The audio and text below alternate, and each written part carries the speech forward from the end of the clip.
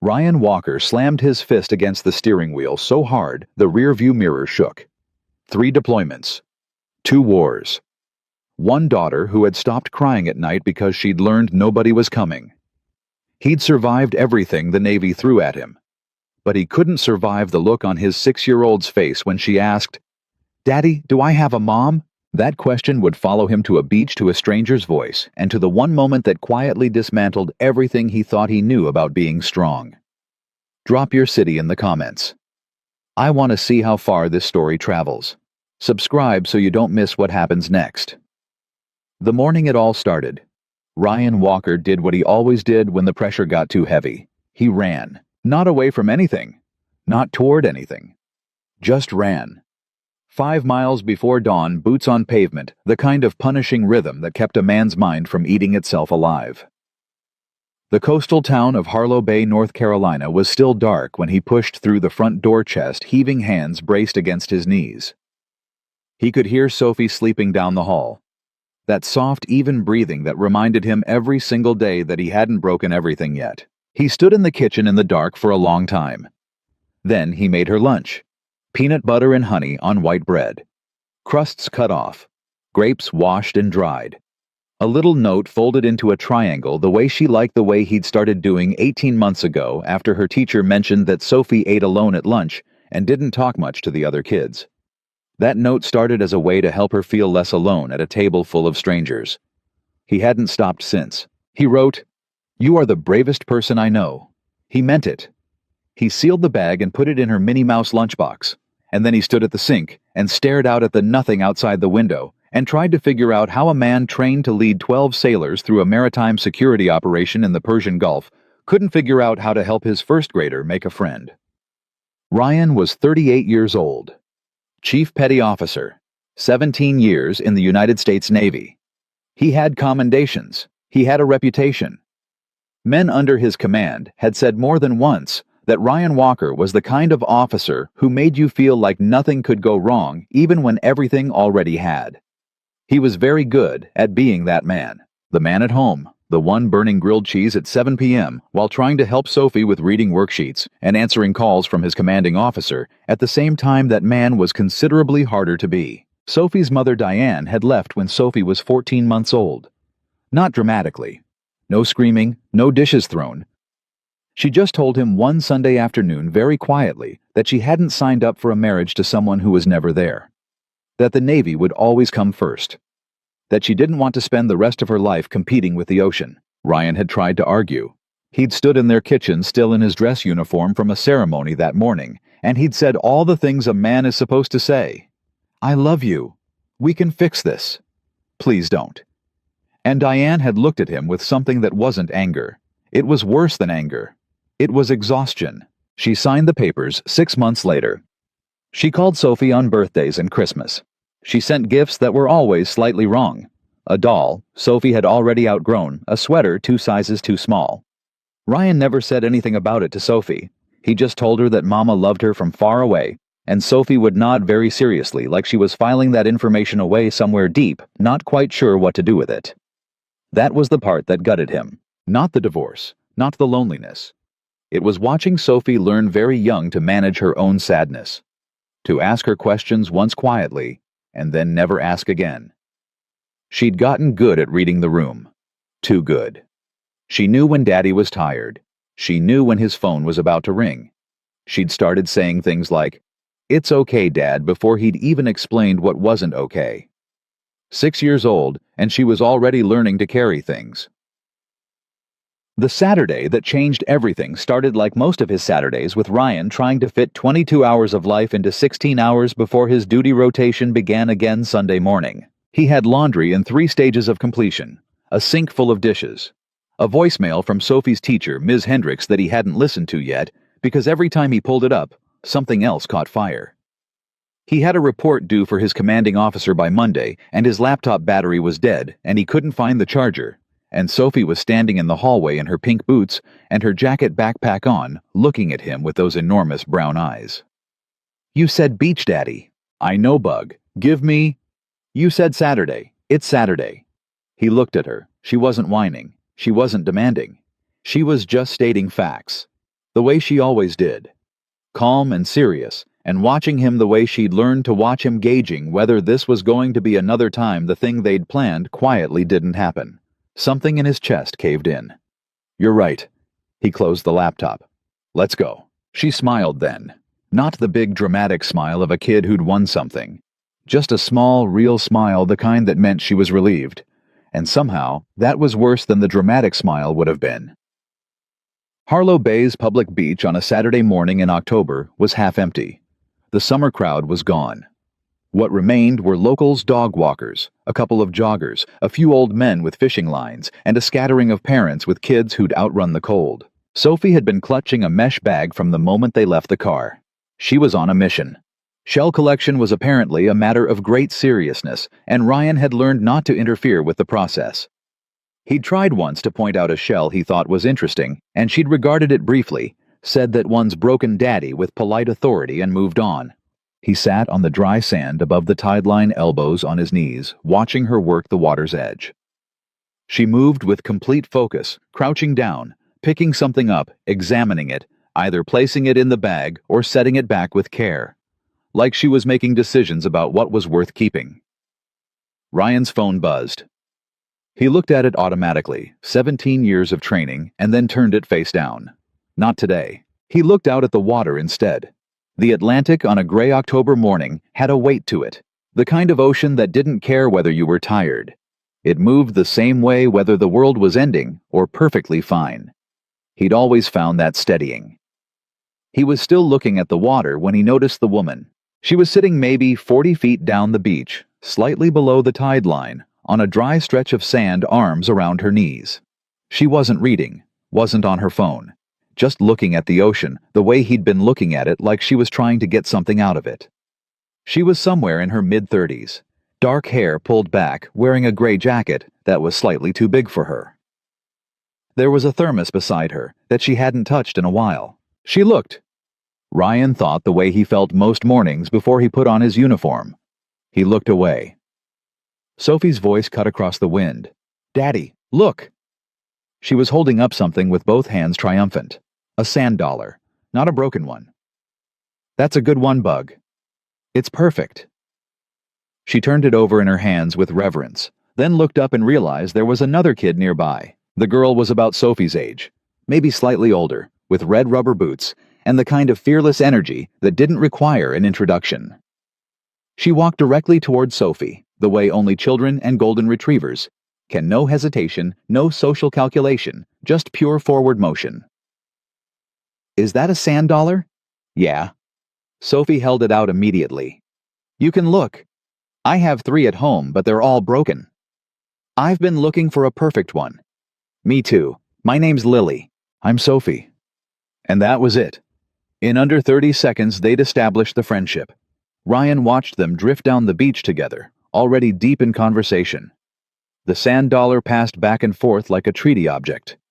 He shook his head slowly. He'd spent 3 weeks trying to figure out how to help Sophie connect with other kids at school. 2 children had solved it in the time it took him to exhale. He heard footsteps on the sand behind him and turned. The woman from down the beach had stood up. She was looking at the girls, and there was something on her face, not alarm, but attention, like she was checking that the situation was okay. "That's Lily," she said. Not to him particularly. More to the air. "That's Sophie," he offered. She glanced at him. Up close, she had the kind of face that had recently been through something and was still processing it. Not sad exactly, just honest. "She makes friends fast," Ryan said, nodding toward the girls. "Lily doesn't." The woman said it simply. "She's been having a hard time at school." Ryan looked at Sophie, who was now crouched beside Lily, examining something in the sand. "Same," he said quietly. They stood side by side for a moment without speaking. The ocean moved. The girls negotiated something important about the shell. Then the woman said without turning toward him, "You look like someone who's been carrying too much for too long." Ryan went very still. He didn't know why those words landed the way they did. He'd heard harder things. He'd been told worse things and better things. He'd sat in briefings where the stakes were life and death, and he'd kept his face perfectly still. But something about those 11 words delivered without pity or performance, just observation, "You look like someone who's been carrying too much for too long," went directly through the armor. He didn't answer for a beat. "Is it that obvious?" he finally said. She turned and looked at him then. Not with sympathy. Not with that particular civilian look he sometimes got, the one that was half admiration and half relief that they hadn't had to do what he did. She looked at him the way someone looks at something they recognize. "Only if you know what to look for," she said. Then Lily called her name. "Mom. Mom, look what Sophie found." And the woman walked toward them, and Ryan stood on the beach with his hands in his jacket pockets, watching his daughter show a stranger's kid a perfect sand dollar, like it was the most important transaction in the world. He realized he didn't know her name. He also realized for the first time in longer than he could count that he'd just had a conversation with another adult that had nothing to do with duty schedules, deployment windows, school pickup logistics, or what they were having for dinner. Just two people standing at the water's edge, and 11 words that hit like a depth charge. Her name was Emma Callahan. He found that out 20 minutes later when Sophie grabbed his hand and pulled him toward the girls with the focus of someone executing a military operation. "Daddy, this is Lily. She lives on Crescent Street. 2 blocks from us," Emma added, walking behind Lily. "We're neighbors," Sophie said, as if this settled something that had previously been unclear. Ryan extended his hand. "Ryan Walker. Emma Callahan." Her handshake was direct. No performance. "Lily says Sophie goes to Harlow Bay Elementary," Emma said. "2nd year. You, 1st year. We moved here in August." "We moved here in July," Sophie announced, apparently keeping score. "So we're both still figuring it out," Emma said. And she was talking about the town, obviously. Just the town. Ryan looked at her. "Yeah," he said. "I guess we are." He reported for duty at 1400 that afternoon. He told Sophie he'd be back by dinner. He was back by dinner. They ate sandwiches and watched half a movie, and she fell asleep on the couch with her sand dollar in her hand. He carried her to bed. He stood in the doorway for a long time afterward. On the drive back to base the next morning, he thought about 11 words. "You look like someone who's been carrying too much for too long." He thought about Diane's face the day she left. He thought about the 14 months between that day, and now the rotating cast of babysitters and base-adjacent childcare, and one disastrous week when his commanding officer's wife had watched Sophie out of kindness, and Sophie had been polite and miserable the entire time. He thought about the note in the lunchbox. "You are the bravest person I know." He thought about whether it was strange that he found it easier to walk into a hostile maritime situation than to walk up to a neighbor on a beach. The ocean had looked the same that morning as it did every morning. But something was different. He wasn't sure yet what to call it. He just knew that for the first time since moving to Harlow Bay, the town felt slightly less like a place he'd been assigned to, and slightly more like a place he might eventually belong to. The week after the beach, Ryan told himself it was just coincidence. Monday morning, he was pulling out of his driveway at 6:45. Sophie buckled in the back with her backpack on her lap when he saw Emma's front door open 2 houses down. She came out with Lily's hand in one hand and a travel mug in the other, and Lily spotted Sophie through the car window and immediately started waving with her whole arm like she was flagging down a rescue plane. Sophie pressed her palm flat against the glass. Ryan rolled down the window. "You drive her to Harlow Bay Elementary." "Every morning," Emma said. "You?" "Every morning, I'm not on rotation." Emma looked at him briefly. "How often is that?" "Depends on the week." She nodded, like that answered more than he'd intended to say. "We usually leave at 6:50. "We leave at 6:45. "Then we'll see you there." That was the whole conversation. 40 seconds on a Monday morning with the engine running. But Sophie talked about Lily the entire drive to school, and when he dropped her off, she ran toward the entrance and then turned back and waved. Really waved, the kind that meant she was happy, and Ryan sat in the pickup line for a moment longer than necessary. It had been a long time since she'd done that. The coffee happened on a Wednesday, and it was completely accidental, or at least that's what he told himself. He'd dropped Sophie off, turned around, and realized he had 40 minutes before he needed to be at the station for a logistics briefing. He pulled into the parking lot of a coffee shop on Main Street called Tidewater Grounds, because he'd driven past it every day for 3 months and never once stopped. He ordered black coffee and stood to the side waiting, and 30 seconds later, Emma walked in. She saw him. He saw her. There was a brief moment where both of them could have pretended not to notice. Neither of them did. "Of all the coffee shops," she said. "There's only one coffee shop," he said. "That's true." She stepped up to order, and then she turned her head slightly toward him. "You have somewhere to be. 40 minutes. I have 35. She picked up her cup when it came and tilted her head toward a table near the window. "Then we should probably make this quick." They didn't make it quick. They sat for 45 minutes, and Ryan was 8 minutes late to his briefing, and Lieutenant Commander Peterson gave him a look he chose to ignore. He didn't know what they talked about exactly in the way that a conversation doesn't always leave an outline. She asked him how long he'd been in the Navy. He asked her what she did. She was a physical therapist, she told him. She'd had a practice in Charlotte with her husband, and then she didn't have a husband anymore, and starting over in a smaller town felt like the kind of thing you do when you need the noise to stop. How long, he asked. The marriage or the divorce? Either. 8 years married. 14 months separated. She said it the way you say something you've said enough times that it no longer has the same jagged edges. Lily was 5 when we told her. She took it the way kids take things. First she cried, and then she asked if she could still have a dog. Ryan smiled at that. "Sophie asked me once if I was going to have to deploy to heaven." Emma looked at him. "She'd heard me talking about her grandfather," he said. "He died when she was 4. I told her Grandpa had gone somewhere far away." He looked down at his coffee. "She spent a week thinking deployment and dying were the same thing." Emma was quiet for a moment. "Did you correct her?" "Yeah." "What did you say?" "I said deployment just means you go somewhere hard for a while and then you come back." Emma turned her cup slowly in her hands. "And do you come back?" He looked at her. "I'm here, aren't I?" She smiled, but it was the kind of smile that held something complicated behind it. Coming back and being present aren't always the same thing. He didn't argue with that. He couldn't. The weeks that followed built on each other the way things do when you're not paying close enough attention to stop them. Tuesday and Thursday mornings, Emma and Lily appeared in the school drop-off line right behind Ryan's truck with a reliability that started to feel structural. Sophie began saving things to tell Lily. Not big things. Small things.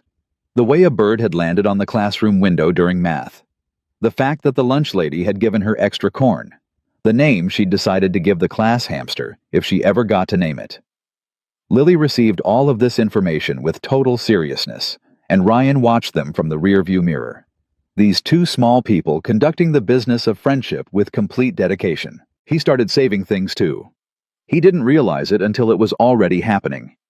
A story about a seagull that had landed on the flight deck during morning drills. Something funny a junior sailor had said during inspection. Observations about the town he was slowly learning. He noticed himself filing things away during the day with a vague sense of Emma would think that's worth saying. That scared him a little. He was better at threat assessment than most people. He knew what it meant when something started to matter without you giving it permission. He told himself he was just being a good neighbor. He told himself that 4 or 5 times. Emma did notice things. He'd figure that out gradually, the way you figure out that someone's been watching the whole time only after they've said something that proves it. The first time was a Thursday afternoon. He'd picked Sophie up from school, gotten home, made dinner, helped her with her reading worksheet, and by the time Sophie was in the bath, he'd realized he'd been functioning on 4 hours of sleep and a protein bar since 6 a.m. He was sitting at the kitchen table with his elbows on the surface and his head in his hands when his phone rang. It was Emma. "Lily wants to know if Sophie can come over for an hour before dinner tomorrow. I'm making her a terrible influence by letting her have dessert first, and she wants a co-conspirator." Ryan lifted his head. Sophie would think that was the best sentence she'd ever heard. "I know. I planned it strategically." A pause. "You sound tired." "I'm fine." You said that like someone who's been saying it so long they've stopped hearing it. He rubbed his face with one hand. Long week. Is Sophie okay? She's good. She's in the bath singing something I don't recognize to the rubber duck. Okay. Another pause.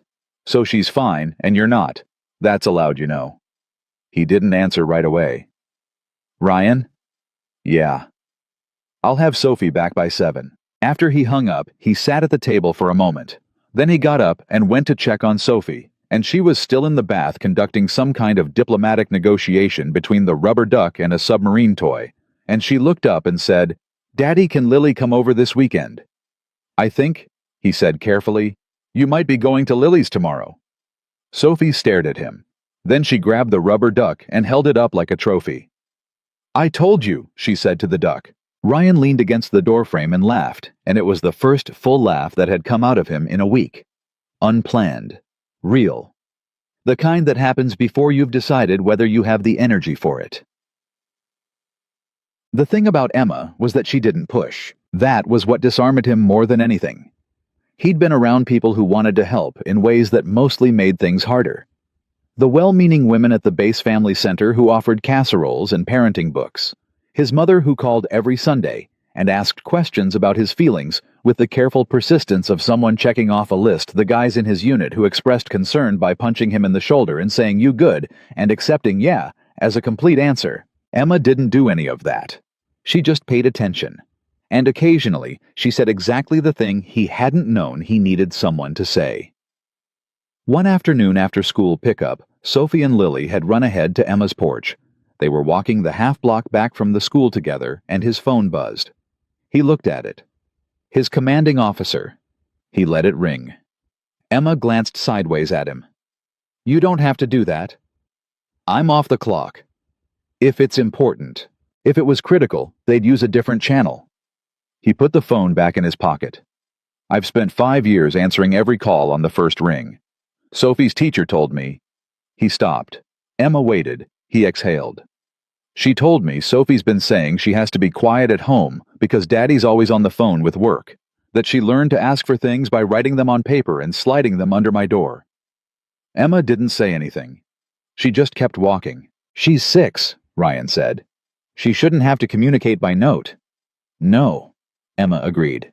"She shouldn't." He looked straight ahead. "I thought I was managing it. I thought because she seemed fine." "She learned to seem fine," Emma said.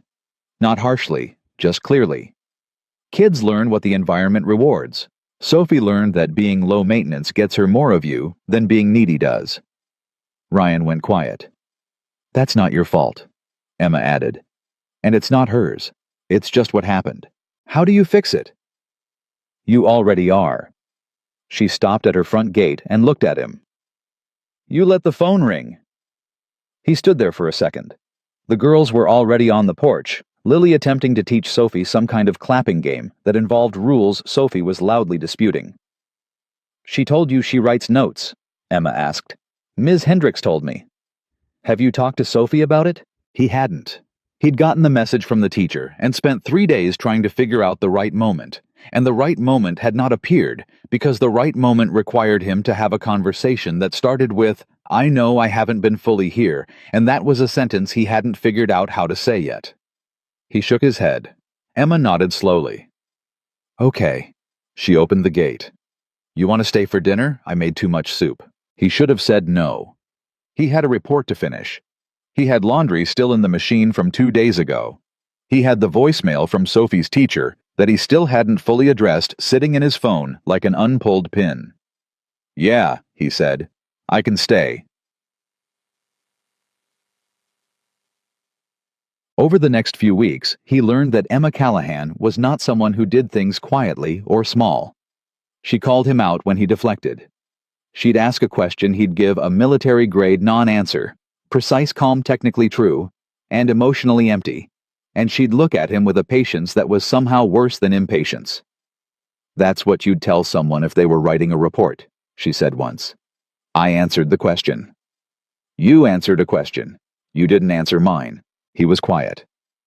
"I asked how you're doing," she said, "not how your week went." He looked at the table. Then he said, I don't really know how to answer that. She picked up her coffee cup. Then answer it wrong. I'd rather have a wrong answer than a press release. He laughed despite himself. A press release. Ryan Walker, Chief Petty Officer and dedicated father, reported that operations are proceeding within expected parameters. That's very accurate. I know. She smiled. But there was something behind it. You can just say I'm tired, and I don't know how to stop being tired. That would also work. He looked at her for a long moment. I'm tired, he said, and I don't know how to stop being tired. She didn't fix it. She didn't say something reassuring. She just nodded, like she'd needed him to say it out loud, as much as he'd needed to hear himself say it. That was the thing about Emma. She understood that some things don't need fixing. They just need to be said by someone in a room to another person who's listening. He hadn't had that in a long time. It was a Friday afternoon when she asked the question he didn't have an answer for. Sophie and Lily were inside watching a movie. Ryan and Emma were on her porch with coffee that had gone mostly cold because they'd been talking too long to notice. The sky was that specific late October gray that's not quite threatening, but lets you know winter is forming an opinion. There had been a silence between them, the comfortable kind, not the searching kind. And then Emma set her mug down on the porch railing and looked at him sideways. When was the last time someone took care of you? He looked at her. She wasn't being sentimental about it. She asked it the way a physical therapist asks which shoulder hurts practically clinically, trying to locate the actual problem. He opened his mouth. He thought about his mother's Sunday calls. He thought about the guys on base, the shoulder punches, the you good. He thought about the last time he'd had a full night's sleep without checking the monitor twice and setting 2 alarms and running the next day's schedule in his head before his eyes closed. He couldn't place a date. He couldn't even place a general window of time. I don't remember, he said. Emma picked up her mug again. She didn't look at him with pity. She didn't reach over and touch his arm or say adieu, or tell him he needed to take better care of himself.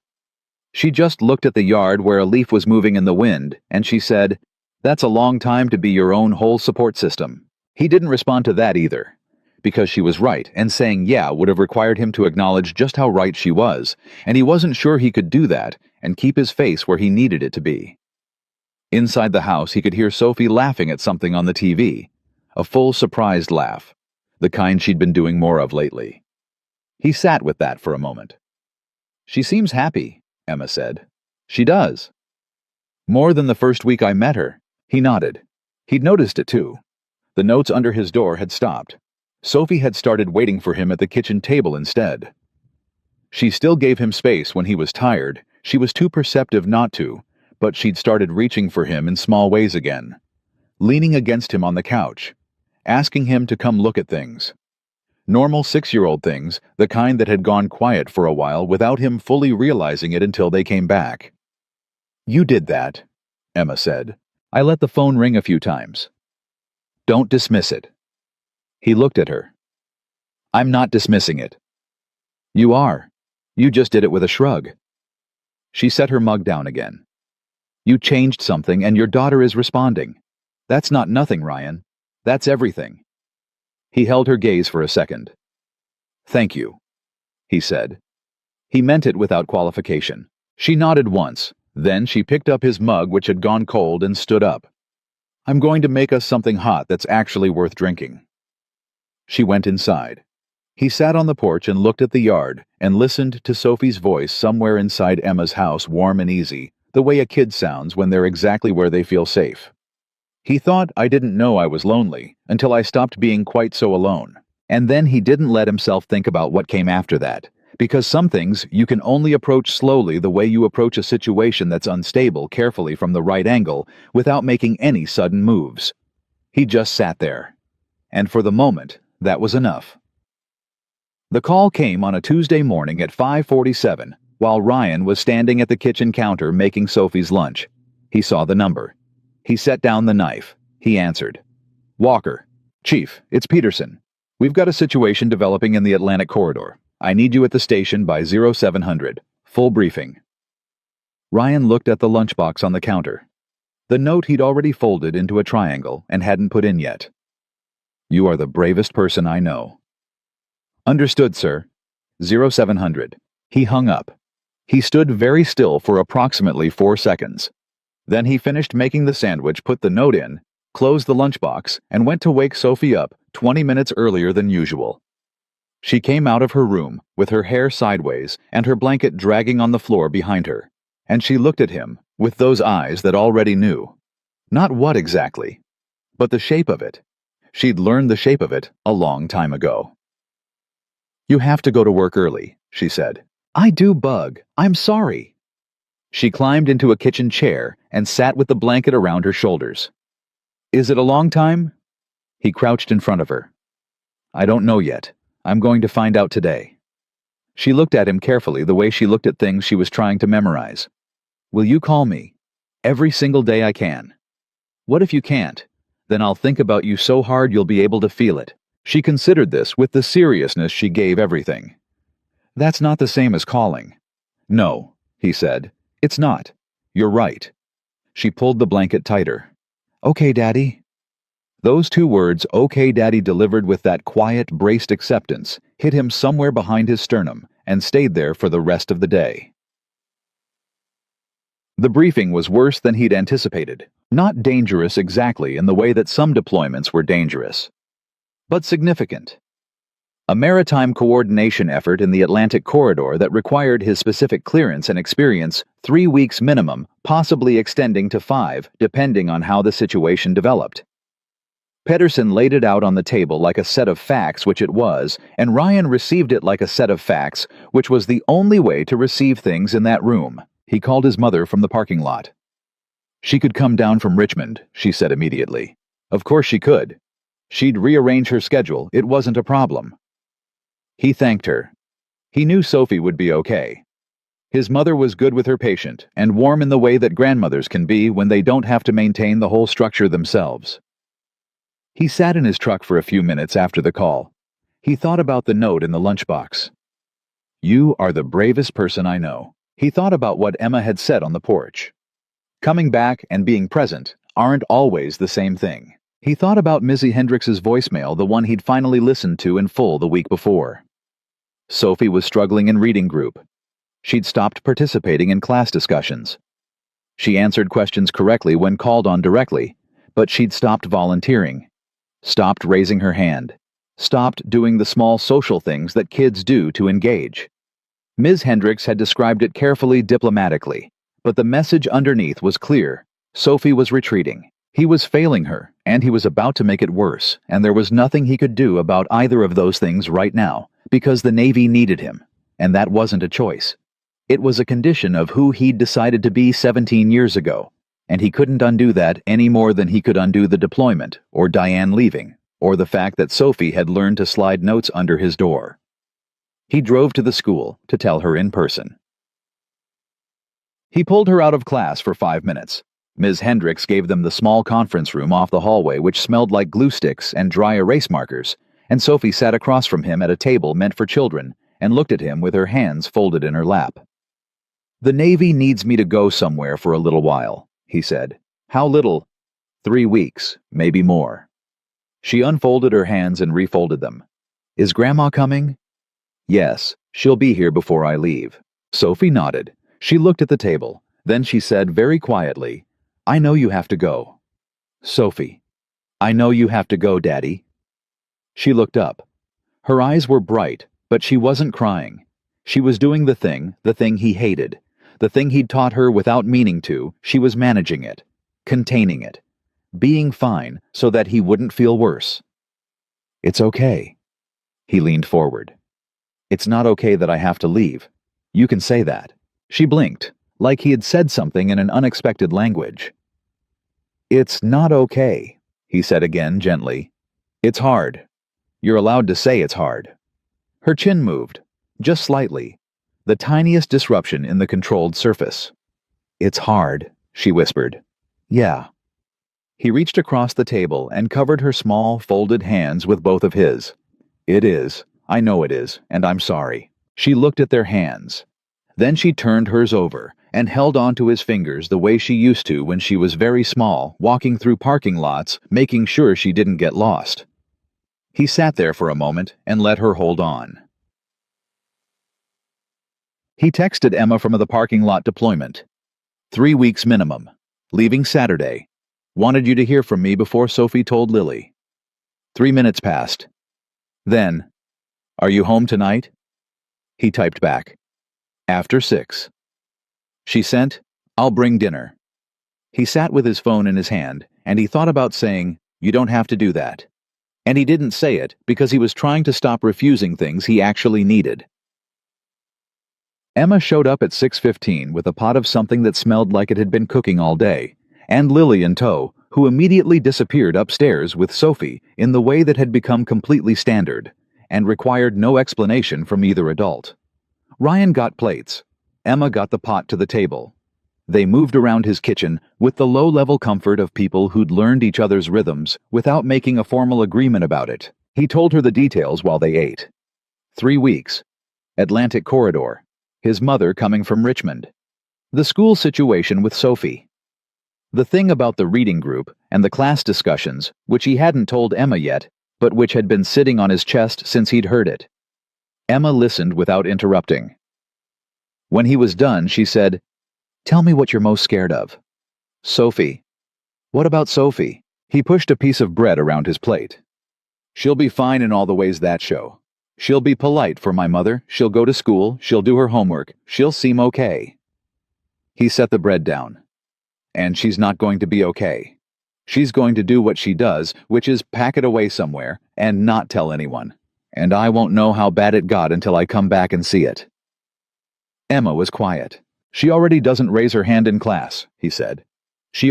I did that. I taught her that asking for things doesn't work, so you just stop asking. His voice was level. He was keeping it level through pure practice. And now I'm going to leave for 3 weeks, which is exactly the evidence she needs that she was right. You're not going to leave her, Emma said. I am, though. That's exactly what I'm doing. No. Emma shook her head. You're going because your job requires you to go. That's not the same as leaving her. You know that. She's 6, Emma. She doesn't make that distinction. Emma looked at him steadily. Then you have 2 days to help her start making it. He looked at her. You have Saturday morning, she said. What are you going to do with it? He didn't have an answer for that yet, but something about the question itself was useful, the idea that there was something he could still do. That Saturday morning wasn't just a countdown, but an opportunity. Something shifted slightly in the way he was holding the problem. I don't know, he said honestly. Okay. She reached across the table and moved the bread he'd abandoned back to his plate. Eat. We'll figure it out. Friday night, his mother arrived from Richmond with 2 suitcases and a foil-covered pan of lasagna, and the particular energy she had that was half competence and half controlled worry, the kind she'd had since Ryan was young and had been deploying since he was 21. She hugged Sophie for a long time. Sophie let her, and over his mother's shoulder, Ryan could see Sophie's face. Eyes closed, arms around his mother's neck, taking it in, the way a plant takes water after a dry stretch. That helped a little. His mother caught his eye over Sophie's head and gave him a look that meant she's okay, I've got her. He nodded. He knew she meant it. His mother did not say things she didn't mean. Saturday morning, before he had to be anywhere, he took Sophie to the beach. She brought the mesh bag. She always brought the mesh bag. But she didn't run ahead this time. She walked beside him, and he shortened his stride to match hers, and they moved along the water's edge without saying much for a while. He let her find 2 shells before he said anything. Sophie, can I ask you something? She held up a shell and examined it. Okay. When I'm gone and you feel something that's hard, you can tell Grandma. You know that, right? She turned the shell over. I know. And you can tell Ms. Hendricks. She put the shell in the bag, kept walking. I know Daddy. Who else can you tell? She thought about it. Lily. Yeah, Lily's a good one. He watched her scan the waterline. What about Emma? Sophie looked up at him with an expression he couldn't fully decode. Something between knowing and careful. Emma's Lily's mom. She's also our neighbor, he said, and our friend. And she's the kind of person you can go to if something's hard. Sophie was quiet for a moment. Then she said, "Do you go to her when something's hard?" Ryan didn't answer immediately. The water moved. A bird crossed overhead. "I'm learning to," he said. Sophie processed this. Then she reached into her bag and pulled out the sand dollar, the perfect one from the first morning on the beach. She'd been carrying it in her bag every time he realized, not collecting more perfect ones, just making sure she had the first one with her. "This one's still my best," she said. "Yeah," he said, "it is." She put it back carefully. "Okay, Daddy, I'll go to Emma if something's hard." He exhaled slowly. "Thank you, Bug." He said goodbye to Sophie at noon. His mother stood in the doorway with one hand on Sophie's shoulder, and Sophie stood straight and held her sand dollar and said, "Come back soon," with the ferocious calm of someone who has decided to be brave and is going to be brave right through the center of it. He hugged her for a long time. He could feel her small hands pressed flat against his back, holding on. "I love you," he said into the top of her head. "I know, Daddy," she said. "I love you back." He got in the truck. He didn't let himself look in the rearview mirror until he was at the end of the block, because he knew if he looked too soon, he would not be able to keep the vehicle moving forward. He drove to the beach. He didn't plan it. He just found himself there parked walking down to the water, while the late afternoon light came in flat and gray. The same beach where Sophie had found the sand dollar, where Emma had said those first 11 words to him. It felt like the right place to stand with the thing that was in his chest, and not know what to do with it. He stood at the water's edge for a long time. He heard footsteps on the sand behind him, and knew without turning who it was. "Sophie told Lily you were here," Emma said. She came and stood beside him close enough that their arms almost touched. "Lily told me. I didn't tell Sophie where I was going." She guessed. A pause. "She's perceptive. She gets it from someone." Emma didn't say anything to that. They stood together and looked at the water. He felt the whole weight of it pressing down the deployment.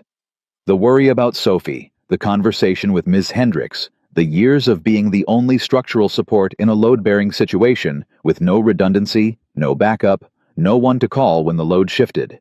All of it pressing down at once in the way it sometimes did when there was finally enough quiet for it to find him. "I'm terrified," he said. He said it to the ocean, not to her.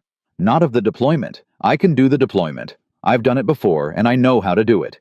He paused. "I'm terrified of Sophie sitting in that house being fine, and no one knowing she's not fine, and I won't be there to watch for it." Emma was quiet. "Every mission I've ever been on, I've known the risk.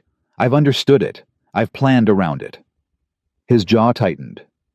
"I can't plan around this. I can't protect her from missing me. I can't make it not hard.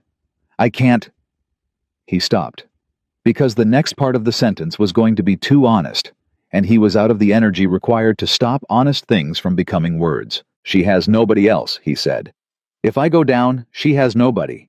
My mother is 64. Diane is in Phoenix, living a completely separate life. Sophie has exactly one person in this world who is fully, completely her person, and I am about to put myself in the Atlantic Ocean and trust everyone to just be fine."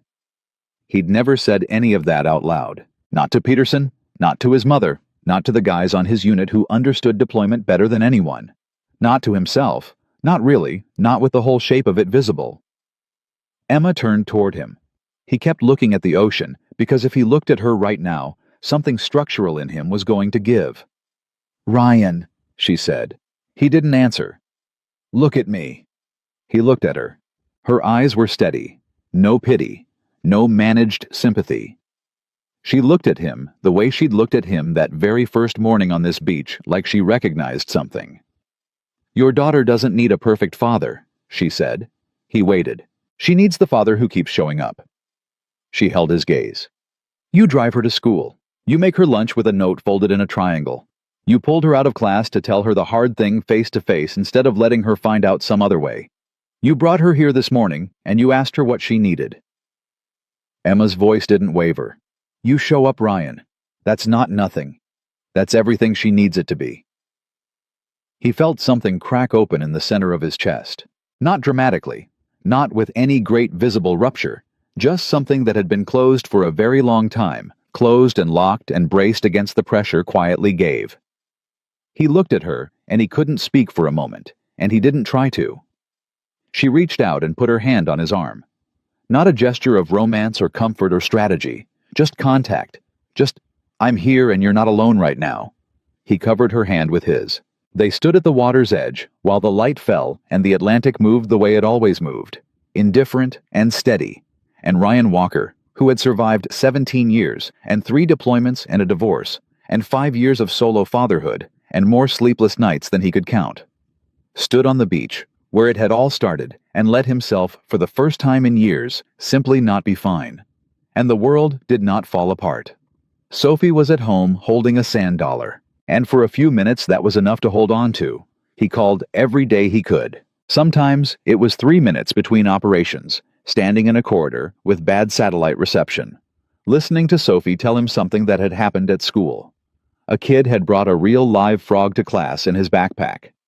The lunch lady had a new haircut that looked like a mushroom.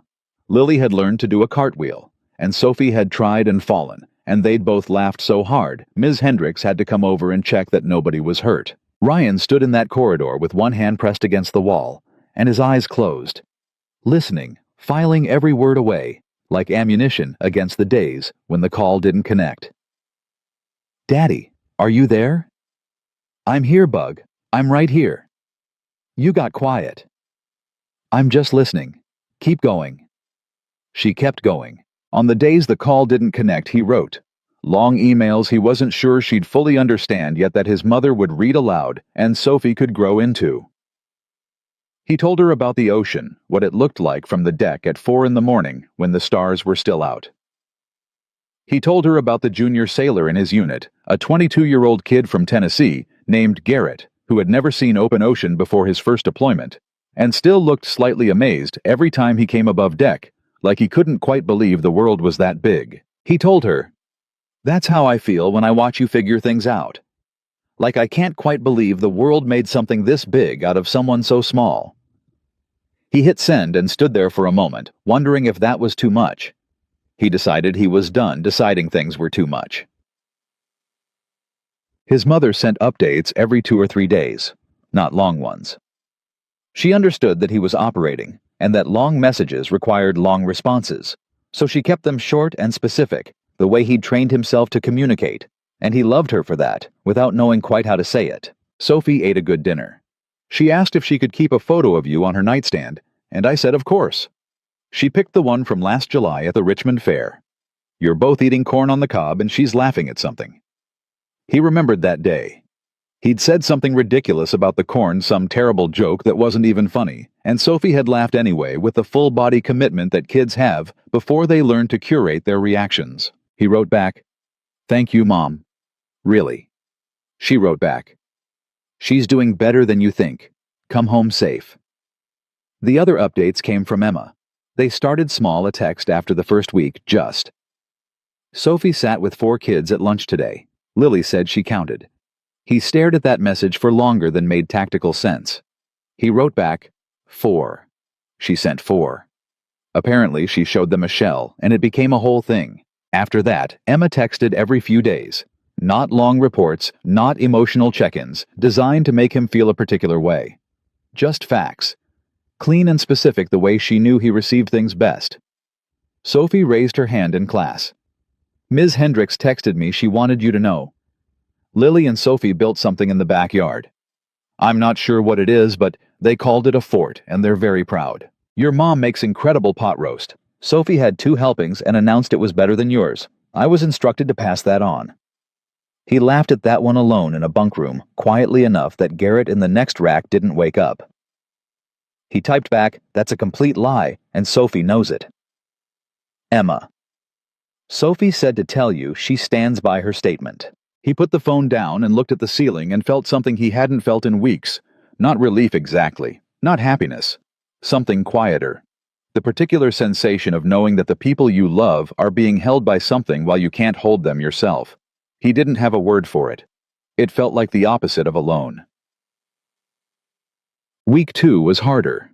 The operation extended in scope, which Peterson had said was possible, but Ryan had privately hoped wouldn't happen.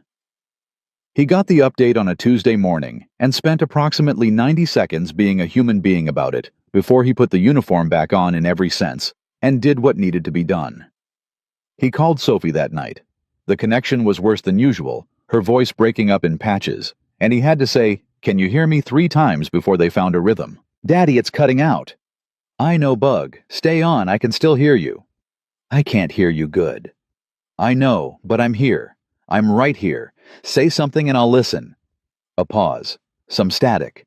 Then, "I miss you." 2 words and a bad connection, and he was right back on that beach in October holding on to the structure of his own face. "I miss you too," he said. "More than corn on the cob." She giggled through the static. "That's a lot." "That's a lot," he agreed. The connection broke 2 minutes later.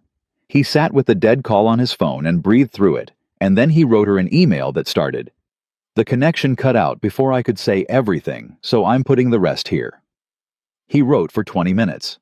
He told her that missing someone meant they mattered, which meant she was one of the most important things in the world, because he'd never missed anything this much. He told her the ocean missed the shore the same way every single day, which was why it kept coming back. He wasn't sure that metaphor made scientific sense. He sent it anyway.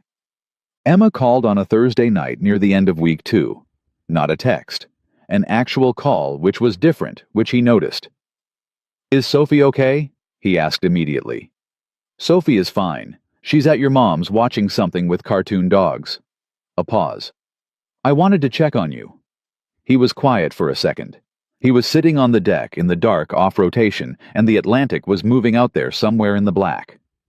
"I'm fine," he said. "Ryan, I'm—" He stopped. He heard his own voice. He heard Emma hearing it. "It got extended," he said. "Another week, maybe 10 days. "I know. Your mom told me." "It's fine. It's manageable." "I didn't ask if it was manageable." He exhaled slowly. "I'm tired. I'm ready to come home." "Okay," she said. "That's a real answer." He looked out at the dark. How is she actually doing, not the texts, the actual version? Emma took a moment. She has hard mornings. Monday, she didn't want to go to school, and she told your mom her stomach hurt.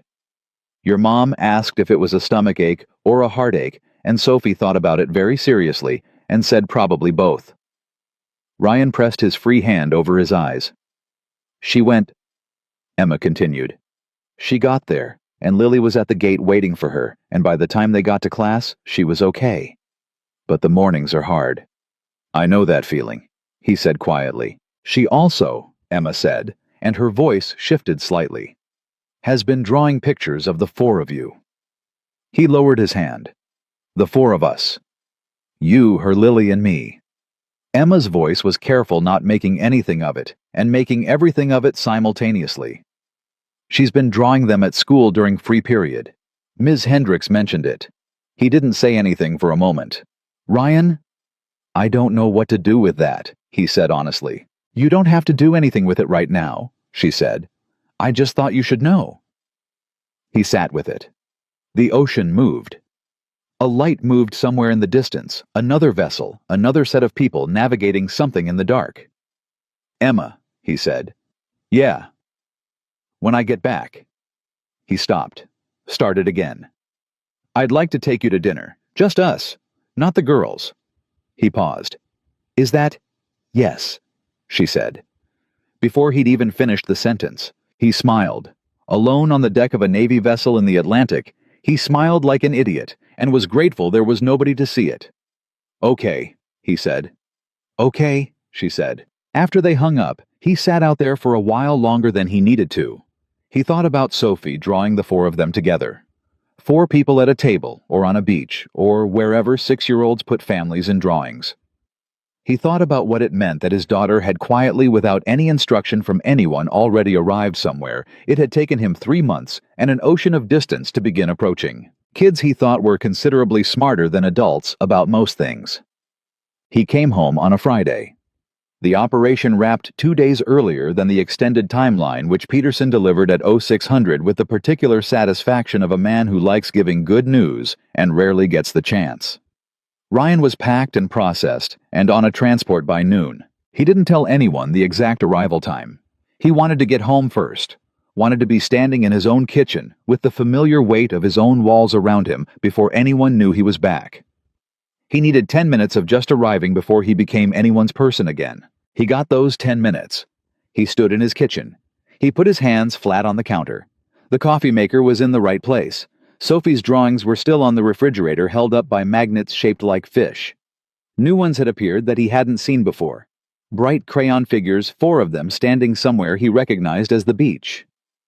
He stood there looking at that drawing for a long time. Then he heard his mother's car in the driveway, and the passenger door opening, and Sophie's voice saying something urgent that he couldn't make out through the wall, and then the front door burst open, and she was there. She crossed the kitchen in 4 steps and hit him at full speed, both arms around his waist, her face pressed into his chest, and she didn't say anything at all, just held on, and he dropped to his knees to get to her level and wrapped both arms around her, and she made a small sound that wasn't quite crying, and wasn't quite relief, and was entirely both. "I'm here," he said into her hair. "I'm right here." She nodded against his shoulder. He could feel her nodding. "Stomachache or heartache?" he asked. She laughed, surprised, pulled back to look at him. "Grandma told you." "Grandma tells me things." Sophie considered this, apparently filing away the intelligence that Grandma was a source. "Both," she said. "But now just regular." "Just regular is good," he said. "Regular I can work with." His mother appeared in the doorway, and he looked up at her over Sophie's head, and she looked at him with the particular expression of a woman who has held everything together for 3.5 weeks and is extremely glad to hand it back. "There's lasagna," she said. "There's always lasagna. I made 2. One for here and one for next door." He looked at her. She shrugged entirely without apology. "Emma helped me with Sophie's lunches when I had my back thing. I'm returning the favor." Sophie, still attached to Ryan's side, looked up. "Can Lily come over?" "Tonight," Ryan said. "Tonight," Sophie confirmed. Not a question, really. A position. He looked at his mother. She raised both hands. "Your call, you're back now." He looked at Sophie, who was watching him with that familiar, careful attention, gauging the room. "Go call her," he said. Sophie moved like she'd been launched. Emma knocked on his door at 6 with Lily already inside, and Sophie's voice already audible from upstairs, and she was holding a bottle of wine, and she looked— he didn't have a better word for it. She looked like the thing in his chest that had been missing for 3.5 weeks. "You made it," she said. "I said I would." She smiled. "You did say that." He stepped back from the door. She came in. His mother appeared from the kitchen with an expression she was failing to make neutral, and Ryan chose to ignore it. "I'll take this," his mother said, lifting the wine from Emma's hands with practiced efficiency. "You two go be adults. I have children to supervise, and dinner is in 20 minutes. Emma watched her go. "She's very good." "She's been running operations since before I was born," Ryan said. "I just learned from her." Emma turned to look at him. Really look the way she did, the way he'd gotten used to without realizing it until 3.5 weeks of not having it. She looked at him, and she didn't say "you look tired," or "are you okay," or any of the things people say when they're assessing damage. She said, "You look like yourself." He felt something settle in him. "I feel like myself, more than I did when I left." What changed? He thought about the beach at night before he shipped out. The weight of everything he'd said out loud for the first time. The feeling of it leaving him, not all of it, but enough. He thought about 3 weeks of writing emails, and taking calls, and counting on people, and being counted on back, and coming home to a drawing on a refrigerator that had 4 figures in it, on a beach in crayon.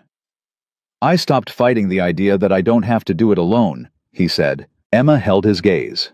She didn't make a big moment of it. She just nodded, like that was exactly the right thing, and they both knew it. "Dinner's in 20 minutes, she said. "I know. We could sit on the porch."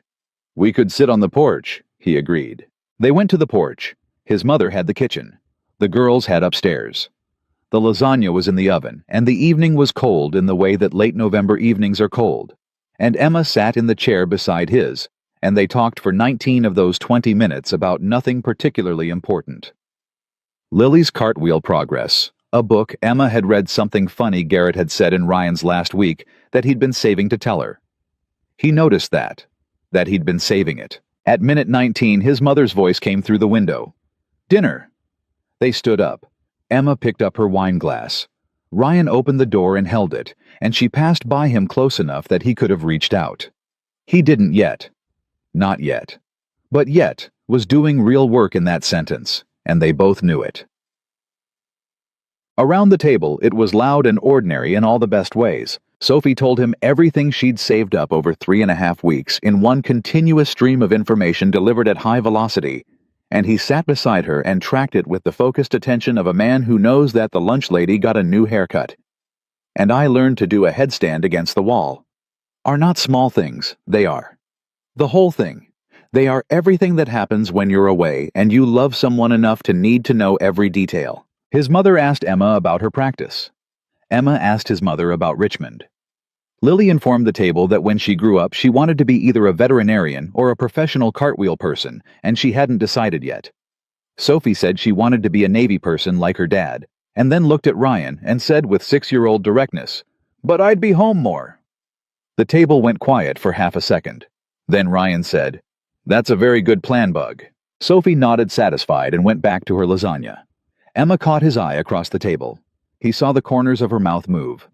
He looked at this table, these people, this noise, this ordinary and extraordinary thing, and he felt the full weight of it, the good weight, the kind you carry, not because you have to, but because it means everything is real and present and worth carrying. For 17 years, he'd built a life around duty. And duty was real duty. Mattered. He did not regret a single year of it. But this kitchen, this noise, this woman across the table meeting his eye over a 6-year-old's career plan. This was also a life. And he was for the first time in a very long time fully in it. The envelope arrived on a Tuesday morning in February, 3 months after Ryan came home. He saw the return address before he even picked it up. Naval Station, Norfolk, Office of Personnel Management. He knew what kind of envelope came from that office. He'd been expecting it in the way you expect something you've been trying not to think about, not with surprise, but with the particular weight of something that has been waiting patiently for you to be ready to deal with it. He set it on the kitchen counter. He made Sophie's lunch. He folded the note into a triangle.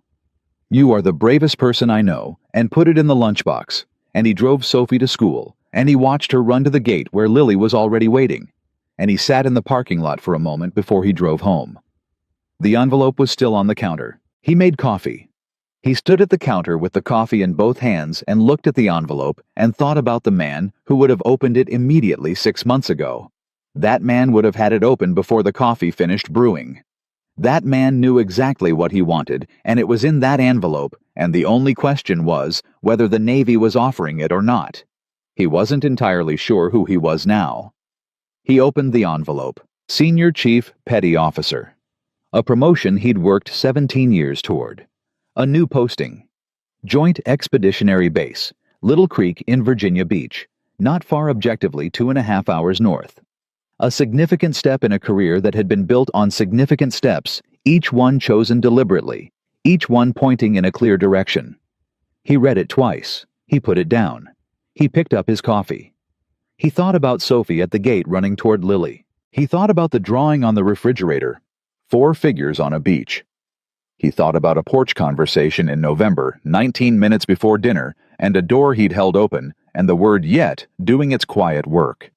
He left the letter on the counter and went to his porch. He called his mother first. Not because she was the right person to call first, but because calling his mother was the thing he'd been trained to do since he was a boy, when something big happened, and some training runs deeper than thought. She listened to the whole thing without interrupting. That was the thing about his mother. She had the discipline to wait. When he finished, she said, "What do you want to do?" "I don't know." "Yes, you do," she said. "You just don't know if you're allowed to want it." He was quiet. "Ryan, you have spent your entire adult life making decisions based on what the Navy needed and what Sophie needed. Both of those things are real and they matter." She paused. "But you are also a person, and you are allowed to want something for yourself." It's not just me anymore, he said. And then he stopped because that sentence said considerably more than he'd intended. His mother let the silence sit for exactly 3 seconds before she said, "No, I don't suppose it is." He could hear her smiling through the phone. "Mom, I'm not saying anything. You're saying everything. I'm saying you should probably have this conversation with Emma before you have it with a Navy desk officer," she said. "That's all I'm saying." After he hung up, he sat on the porch for a long time, looking at the street at Emma's house, 2 doors down, at the ordinary fact of it. The recycling bin she'd forgotten to bring in from last week. The wind chime Lily had picked out at a craft fair hanging near the door. The small accumulated evidence of a life happening in close proximity to his. He thought 6 months ago I didn't know any of this existed. He thought I can't imagine it not existing anymore. That was the thing. That was the actual thing, the one underneath all the other things. It wasn't about the promotion, or the posting, or what the Navy needed, or what his career trajectory looked like on paper. It was about the fact that he had driven to this town in July with a truck full of boxes and a 6-year-old, and the working assumption that Harlow Bay was a duty station, a place he'd been assigned to a location on a map that didn't mean anything beyond its coordinates. And somewhere between a beach in October and a dinner table in November, and 3.5 weeks of Atlantic Ocean between him and everyone he cared about, it had become something else entirely. He went inside and got the envelope and his keys. Emma's practice was closed on Tuesday afternoons. He knew her schedule the way you know things about people when they've been woven into the fabric of your days, not because you studied it, but because it was just there, reliable as tide charts. He knocked. She answered the door with a dish towel in her hand, and the expression of someone who had not been expecting company, which shifted when she saw his face into something more attentive. "What happened?" she said. "Nothing bad?" He held up the envelope. "Can I come in?" She stepped back. He came in. The house smelled like whatever she was cooking, something with garlic, something that reminded him of every dinner they'd had at that table, and Lily was at school. And it was quiet in the way that houses are quiet when the kids aren't in them. She sat across from him at the kitchen table. He put the envelope between them. She looked at it, then at him. "Open orders. Promotion," he said. "Senior Chief, posting at Little Creek." She nodded slowly. "Virginia Beach. 2.5 hours." She looked at the envelope for a moment. Then she looked at him. "When do you have to decide?" 30 days to respond." Emma set the dish towel down. She folded her hands on the table and looked at him with the directness she always had. The thing he'd come to rely on, the absence of performance. "What are you thinking?" "I'm thinking," he said carefully, "that 6 months ago this would have been an easy yes. And now?" He looked at her. "Now I'm sitting at your kitchen table asking you what you think, which is probably your answer." Something moved across her face. Not surprise. More like recognition. "Ryan, I'm not asking you to make the decision," he said. "I want to be clear about that. It's my decision. Sophie's my daughter and this is my career and I'm not—" He stopped. Took a breath. "I'm not putting this on you. I just need you to know that you're in the calculation. That you and Lily are in the calculation. Because I think you deserve to know that before I decide anything." Emma was quiet for a moment. "That's the most words I've ever heard you say at once," she said. He almost smiled. "I've been practicing." She looked at her hands. Then she looked up. "Can I tell you something? Please." "When you left in November," she said, "the first week was fine. Lily and Sophie kept each other busy, and your mom was around, and there was a routine to hold on to." She paused. "The second week Sophie had a bad night. She woke up at 2 in the morning and your mom called me, and I went over and I sat with Sophie until she went back to sleep." He hadn't known that. "She didn't cry," Emma said. "She just talked. She told me about the note in her lunchbox. She told me about the corn on the cob picture on her nightstand. She told me—" Emma's voice shifted slightly. "She told me that she thought maybe if you had more people, you wouldn't have to be so tired all the time." Ryan said nothing. "She's 6, Emma said, and she already understands that people need other people." She looked at him steadily. "She got that from watching you learn it." He felt something move through his chest. The particular feeling of being seen by 2 people at once, both of them in different rooms, both of them looking at the same thing. The calculation, Emma said quietly. We're in it. Lily and I. She held his gaze. So is whatever this is between us, which I think we've both been calling something casual because the real word is a little terrifying. The real word doesn't terrify me, he said. No, what terrified me, he said, was wanting it and thinking I didn't know how, or that I'd been alone long enough that I'd forgotten the shape of it. He paused. I'm less terrified than I was. Emma looked at him for a long moment. Outside, the wind moved the wind chime on her porch, that small sound traveling through the walls of her quiet house. So what do you want to do? She asked. I want to stay, he said. If there's a way to stay and serve, I want to find it. I want Sophie to finish the school year at Harlow Bay Elementary with Lily. I want to pick her up from the same school gate for more than 1 year in a row. He looked at the table, then back at her. I want to find out what this is. Us, the real word. He said it plainly without decoration. I want to take you to dinner like I said I was going to. More than once. Emma smiled. It was not a small smile this time. You still haven't taken me to that dinner? She said. I know. I owe you a dinner. You owe me several dinners. I'm prepared to negotiate, he said. She laughed, and it was real, the full version, and it did to him what it always did, which was make the room feel larger somehow. Then she straightened and looked at the envelope again. What are the actual options? Practically.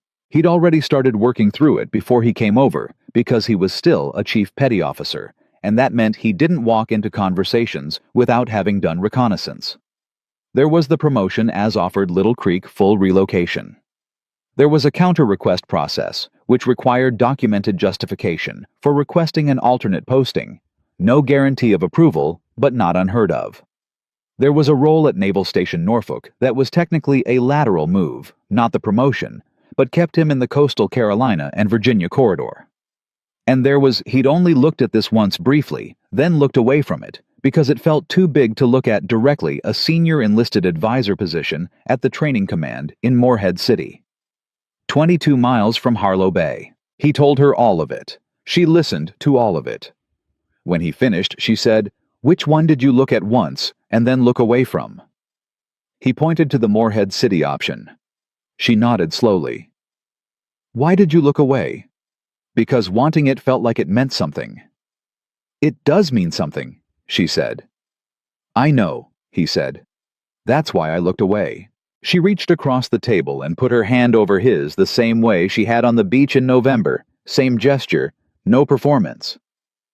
Ryan, you are allowed to want a life, a full one, with a posting that doesn't require you to leave your daughter every time things get hard, with people in it who are here when you come home. She paused. The Navy gave you everything you needed to become who you are. That doesn't mean it gets to be the only thing. He turned his hand over and held hers. Okay, he said. Okay, she said. He filed the counter request 2 weeks later. The process took another 3 weeks after that, which was faster than it had any right to be, which Ryan attributed to either good timing or the specific intervention of whatever force had been operating on his behalf since October. Peterson called him the morning the decision came through and delivered it with the gruffness of a man who respected what Ryan was doing without being entirely certain he understood it. Morehead City, Peterson said. Senior Enlisted Advisor Training Command. It's not the promotion track I'd have picked for you. I know, sir. You've got the portfolio for Little Creek. I know, sir. A pause. This about the kid? Ryan considered the question. He thought about Emma's kitchen table and the wind chime on her porch and Sophie's drawing on the refrigerator and the word they'd both stopped avoiding. Partly, he said. Mostly it's about all of it. Another pause. You sound different, Walker. I feel different, sir. Peterson was quiet for a moment in the way commanding officers are quiet when they're deciding how human to be. Then he said, The training command's lucky to have you. Don't let them forget it. No, sir, Ryan said. I won't. After he hung up, he sat in his truck in his own driveway and looked at his house.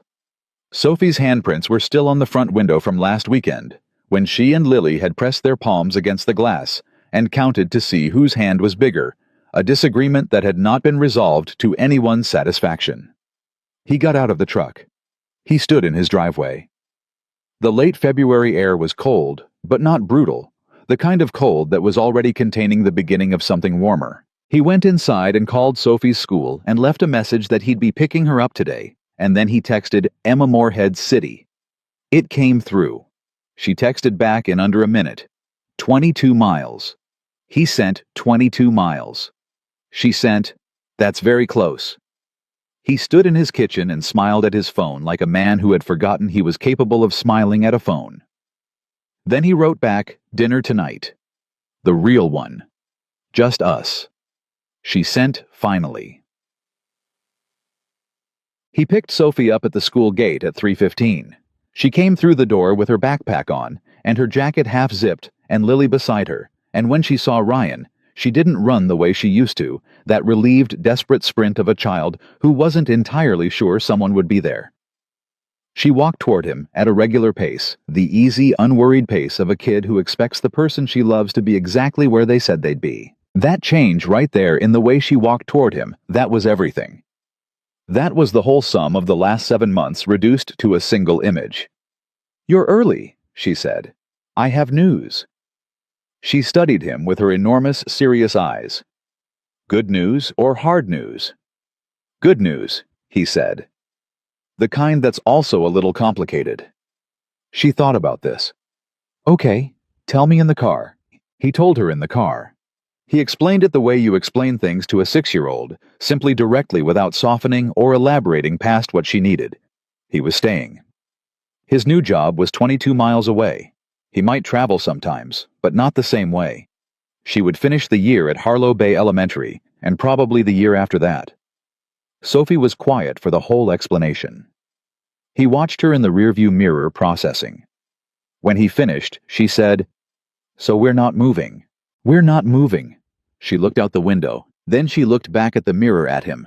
"Did Emma know?" "She knew I was trying. She found out today that it worked."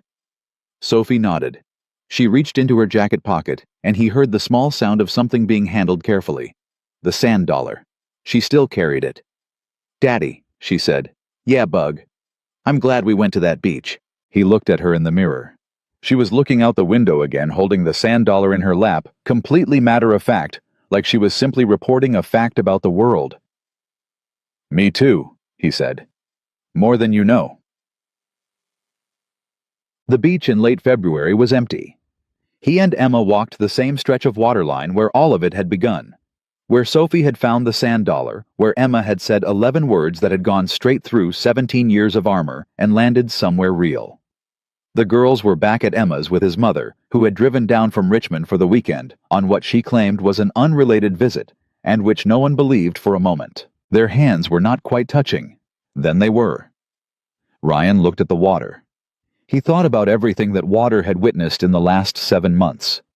The man he'd been standing on this beach in October, carrying so much for so long, he'd forgotten what it felt like to put any of it down. The night before deployment, when he'd finally said the true things out loud, and the world had not ended, but had in fact quietly rearranged itself into something more bearable. He thought about what the Navy had given him: discipline, purpose, the bone-deep knowledge that he could hold the line when everything was falling apart. The understanding that duty was not a burden, but a foundation that you could build a life on it, a real life, if you were willing to let the life be more than just the duty. He thought about what fatherhood had given him. The particular kind of love that doesn't negotiate. The understanding of what it means to be responsible for a person completely, to be their whole world, and to know it, and to get up every day and try to be worth that. And he thought about what the last 7 months had given him. Starting with 11 words from a woman he didn't know, who had looked at him on a beach and seen the thing he'd been hiding from himself. Emma squeezed his hand. He squeezed back. "Can I ask you something?" he said. "You can always ask me something." "That morning, the first morning, when you said that." He paused. "You barely knew me. You'd seen me for 5 minutes." She looked at the water. "I know. So why did you say it?" She was quiet for a moment. Then she said, "Because I recognized the look." He looked at her. She turned toward him, and the wind moved her hair, And she was smiling the way she smiled when something was true and simple and didn't need much decoration. "I was wearing it when I moved here," she said. The look of someone trying to be strong for everyone else. Someone who's been so focused on holding it together that they've forgotten they're also allowed to be held. She looked at him steadily. "You had it from 30 feet away. I could see it in the way you were sitting." He shook his head slowly. "You changed everything with 11 words." "You changed everything by hearing them," she said. "That was you." He looked at her for a long moment. The ocean moved behind them, the Atlantic indifferent and constant and enormous. "The real word," he said. She raised her eyes to his. "I love you," he said. "That's the real word. That's what we stopped calling it something casual to avoid." He said it the way he'd learned to say hard things directly without decoration, because the truth didn't need help. "I love you, and I love Lily, and what we have in that house, and at that table, and on this beach. I love all of it. I want all of it. And I'm done being afraid that wanting it is somehow a problem." Emma looked at him for a moment. Her eyes were bright, not with sadness, but with the kind of feeling that has nowhere else to go. "I love you too," she said. "I have for a while. I was waiting for you to catch up." He laughed. Actually laughed the full version out loud on the beach in February with no one to hear it but her. "I'm catching up," he said. "I can see that," she said. He pulled her close, and she came without hesitation, and they stood at the water's edge, the way they'd stood months ago. Two people in close proximity to the same ocean. Except now, the distance between them was gone, and there was nothing left to navigate carefully. And the thing they'd been approaching slowly from the right angle had fully arrived. Down the beach somewhere out of sight, a bird called once and went quiet. The water kept moving, the way water always moves back and out and back again, reliable as anything in this world. And Ryan Walker, who had spent 17 years learning that strength meant carrying everything alone, stood on the beach where it had all started, holding the hand of the woman who had shown him otherwise, and understood finally completely without reservation that the bravest thing he had ever done was simply letting someone in. The future had never looked bigger than the past, and this time he was walking into it with both hands free.